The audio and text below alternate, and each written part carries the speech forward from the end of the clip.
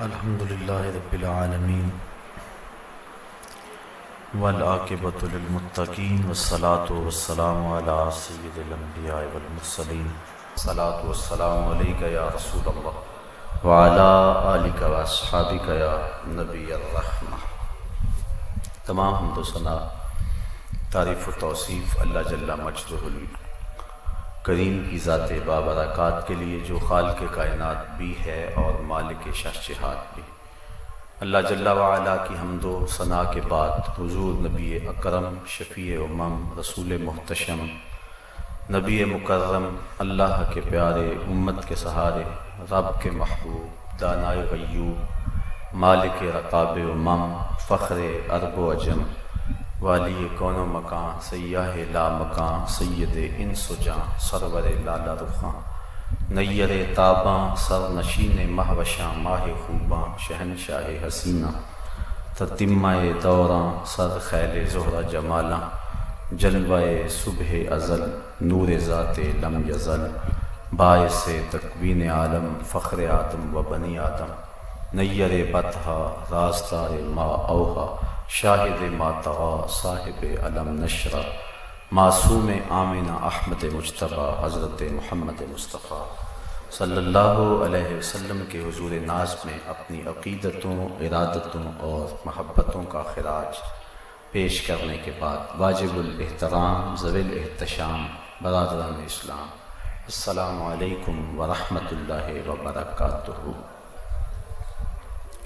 قرآن مجید کی جس آیت نور کی آپ کے سامنے تلاوت کرنے کا شرف حاصل ہوا ہے، اس میں اللہ تعالیٰ جل شانہ نے ارشاد فرمایا کہ اس کے ساتھ کسی کو شریک نہ ٹھہراؤ اور اس کی عبادت کرو، والدین کے ساتھ اس میں سلوک کرو، اقربا رشتہ داروں کے ساتھ، یتیما مساکین کے ساتھ، اور قریبی رشتہ دار ہمسائے کے ساتھ اور اجنبی ہمسائے کے ساتھ، اور مسافر کے ساتھ، اور جو تمہارے ملک تمہاری لونڈیاں ہیں ان کے ساتھ حسن سلوک کرو۔ بے شک اللہ تعالیٰ اترانے والے فخر کرنے والے کو پسند نہیں کرتا ہے۔ حقوق اللہ، حقوق العباد اور حقوق النفس، حقوق کو ان تین صورتوں میں ایک تقسیم کے انداز میں تقسیم کیا جاتا ہے۔ حضرت معاذ بن جبل رضی اللہ تعالی عنہ فرماتے ہیں کہ میں حضور کا ردیف تھا، یعنی حضور کے ساتھ سواری پہ بیٹھا ہوا تھا اور حضور دراز گوش پہ جلوہ فراز تھے۔ تو حضور نے مجھے ارشاد فرمایا، یا معاذ اتدری ما حق اللہ علی العباد، اے معاذ جانتا ہے کہ بندوں پر اللہ کے حق کیا ہیں؟ قال اللہ و رسولہ عالم، عرض کی اللہ اور اس کا رسول خوب جانتا ہے۔ صحابہ کو کسی معاملے کے بارے میں یقینی پتہ بھی ہوتا، حضور پوچھتے تو وہ یہی جملہ عرض کرتے، جس طرح حجۃ الوداع کے موقع پہ آخری حج حضور نے فرمایا، صحابہ کو فرمایا کہ صحابہ جانتے ہو آج دن کون سا ہے؟ تو عرض کی اللہ و رسولہ عالم۔ پھر کہا جانتے ہو کہ یہ مہینہ کون سا ہے؟ کہا اللہ و رسولہ عالم۔ کہا جانتے ہو کہ یہ شہر کون سا ہے؟ کہا اللہ و رسولہ عالم۔ کسی نے صحابہ سے پوچھا کہ تمہیں پتہ نہیں تھا کہ آج عرفہ کا دن ہے؟ تمہیں پتہ نہیں تھا کہ یہ مہینہ ذوالحج کا ہے اور یہ شہر مکہ المکرمہ ہے؟ اس میں کون سی کوئی بات تھی؟ فرمانے لگے کہ ہمیں یہ تو پتہ تھا لیکن حضور کی منشا کا پتہ نہیں تھا کہ حضور کیا چاہ رہے ہیں۔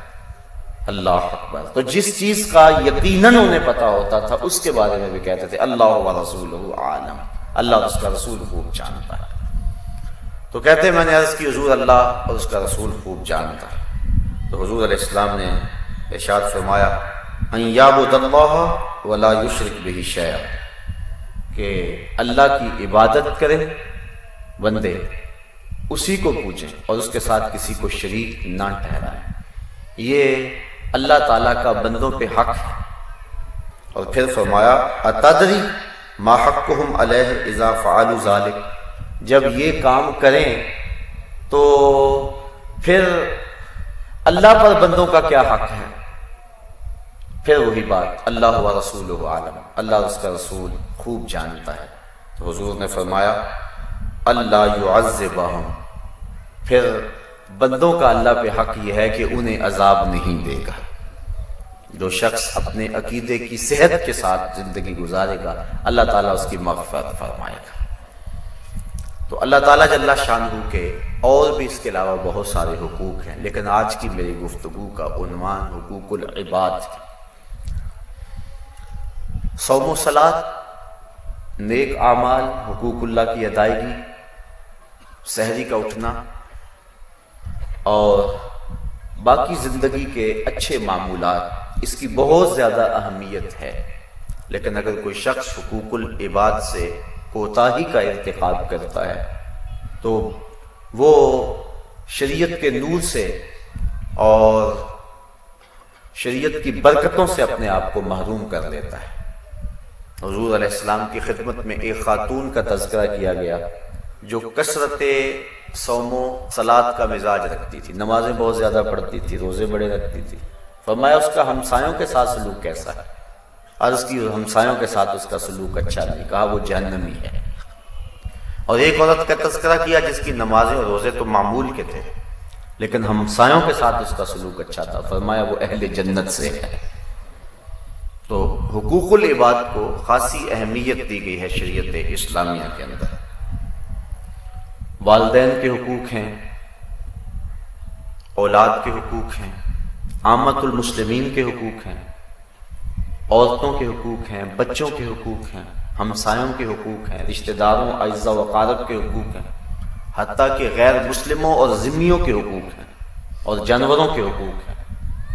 اسلام نے ہر چیز کو واضح اور کھل کر بیان کیا ہے، کوئی امر مخفی نہیں رکھا۔ والدین کے حقوق کے حوالے سے شریعت میں ترغیب دی گئی اور یہاں تک فرمایا گیا کہ ان کے سامنے اف تک بھی نہ کرو، ان کی قلبی نزاکت کا بھی تم خیال رکھو کہ کہیں ان کے دل میں تمہارے بارے میں کوئی اتنا میل بھی نہ آنے پائے اور تمہاری طرف سے اتنا بوجھ بھی اور اتنی تکلیف انہیں نہ پہنچے۔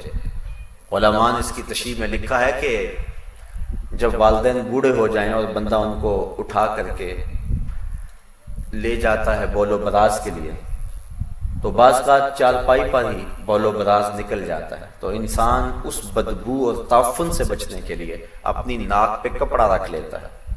یہ نفرت والدین سے نہیں ہے، یہ نفرت اس غلاظت سے۔ تو والدین چونکہ بوڑھے ہیں تو اولاد کے اس رویے سے ان کے دل کو تکلیف کا امکان ہے کہ شاید میری اولاد میرے سے نفرت کر رہی ہے اور اب اپنی ناک پہ کپڑا رکھ رہی ہے۔ تو علماء نے لکھا ہے کہ اپنی ناک پہ کپڑا نہ رکھو، تکلیف سہ لو لیکن اپنی ناک کو نہ ڈھانپو، چونکہ اس سے والدین کو چونکہ تکلیف ہوگی تو اس چیز کا بھی لحاظ اور خیال رکھا جائے۔